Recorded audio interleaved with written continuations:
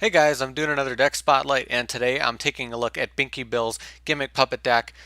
Gimmick Puppets are definitely a fun archetype that I do enjoy a lot, so I definitely want to get into his deck and talk about what he's doing.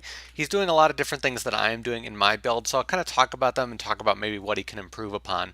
But generally, Gimmick Puppets are a lot like photons. They're really just going to be based on getting out those rank 8s, and they have a lot of plays related to the graveyard. That's a big part of what they're trying to do.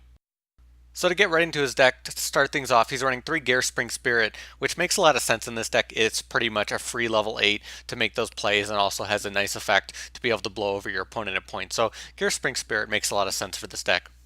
And then he's running 2 Destroy, so I don't actually run Destroy.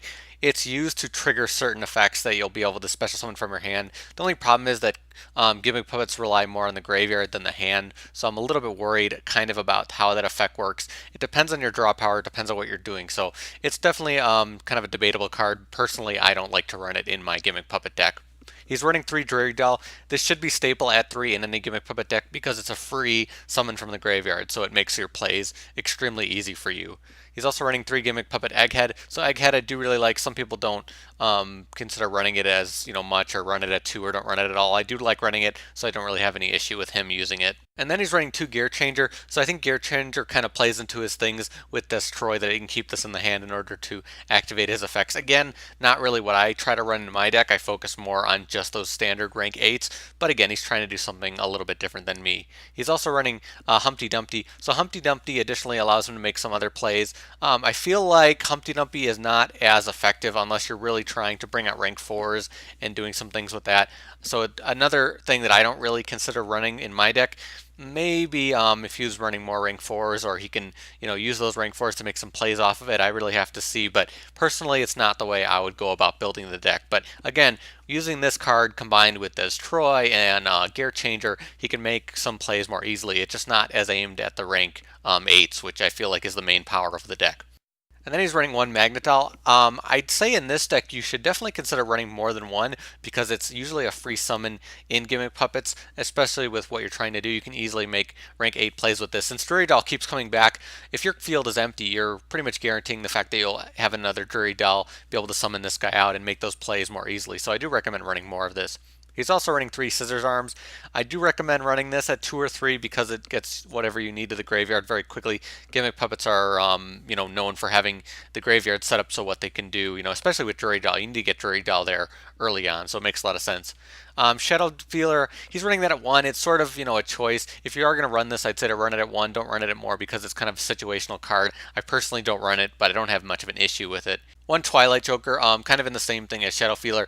Your Gimmick Puppets don't get destroyed as much by battle because usually you're going to use them to rank 8 summon and bring out something more powerful that your opponent won't go over with battle, so Twilight Joker doesn't become as useful. So I don't actually run him, but if you are going to run him again, I'd say at 1 is, okay. So now for his spell support, spells is pretty big in Gimmick Puppets. They need a lot of spell support. He's running 1 Advanced Draw. I can see the power of this because of Dreary. You can keep reusing this and getting some draw power. So it's a fine card in this deck, but I feel like he has some other draw power options, which I'll talk about. Allure of Darkness, definitely a nice card for this deck. Dark World Dealings, he can use this, not necessary, but obviously can get things to the graveyard.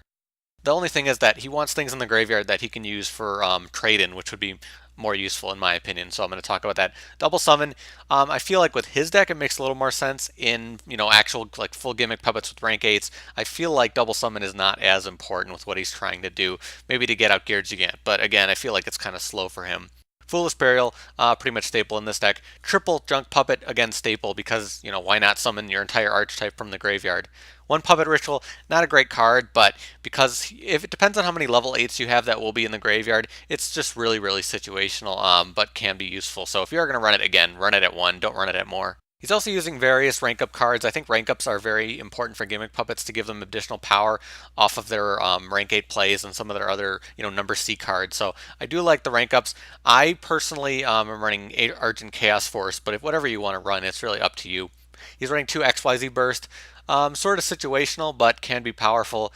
It's just tough to only be able to destroy set cards, so that could be a kind of an annoying card in that regard. You might want to run something that deals with back row a little better. He's running 2 Call the Haunted, 2 Limit Reverse. I feel like that might be a bit much, and he's using 2 Mirror Force and 1 Torrential. You definitely have better back row options, especially nowadays, and I feel like these cards might be a bit slow for what you're trying to do, especially with some of the other things in your extra deck, which I will talk about. For his extra deck, he's going to be running 2 number 40, which is obviously important for this deck. Number 15, 2 or 3 of these is fine. He's running 2 Leo. I would definitely say to only run this at 1, especially because you're running back row. If you're running back row with continuous cards, Leo is kind of pointless unless you're bringing out, his number C, which isn't, as effective anyway. And then he's running 2 of number C40, 2 number C15. I think this is the real power of Gimmick Puppets, these 2 cards, so I definitely do like him running a lot of these so he can bring out power. And then he's running 2 of number C88. Again with Leo, this card can be nice because of that fact that it can't be targeted. It can really set up good things for you, but it's just so annoying to get out, and then, there's a lot of things that can deal with it that don't target. So I feel like you shouldn't focus so strongly on this card. I feel like you should focus on other plays that will be more important for you. It's just tough, and I feel like this would be kind of annoying for you to try to focus on. And then he's also running 1 Googly Eyes Drum Dragon. Definitely run one of these because you can, get over things really nicely. And 2 Gear Gigant makes sense with this deck type. The extra deck I feel like is very troublesome because it has no variety. Obviously, if you have variety, you can't summon out Gearspring Spirit if things get to the graveyard. You can't use Dreary to summon other things other than Gimmick Puppets. But I still feel like you should have some variety. And some of the cards I want to talk about, you really should consider having some of that variety for very specific situations. Maybe you need to go to Felgrand to win, or Zombie Steen to win, or one of the gigantic amount of other variety you have in rank 8. So I feel like you should put some of those in there to be able to cover situations. Maybe you'll need them. Maybe you'll run out of Gearspring Spirits. Maybe you've already summoned them. Maybe you really want to be able to get them out to deal with certain situations. It's only Gearspring Spirit that's really going to hold you back once you summon them. So otherwise your deck is going to be fine. I feel like you should really consider having the variety in your deck.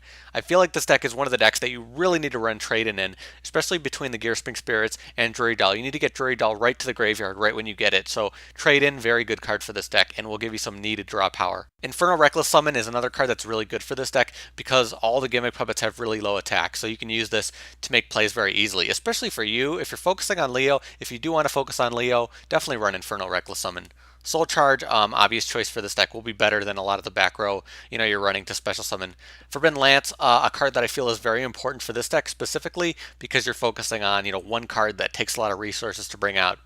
Limiter Removal is, a choice in this deck. Obviously, you can use it to bring out some power and roll through your opponent. It's really up to you.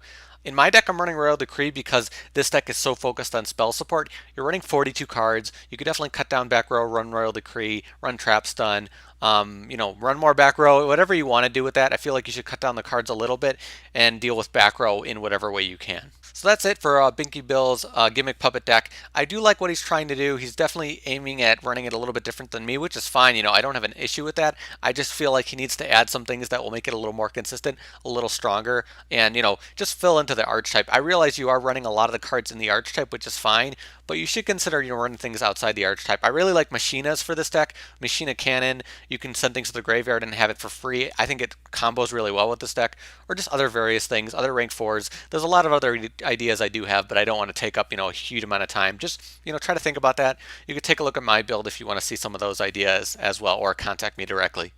But thank you very much to Binky Bill for showing off his Gimmick Puppet deck. If you do have a deck for me, I'm not really taking submissions until maybe the end of the year when the new ban list comes out. So when that does come out, I'll probably put out a new video and request that. But until then, I'll just be going through the other submissions that I have. But that's about it for me. Thank you guys for watching. I'll see you later.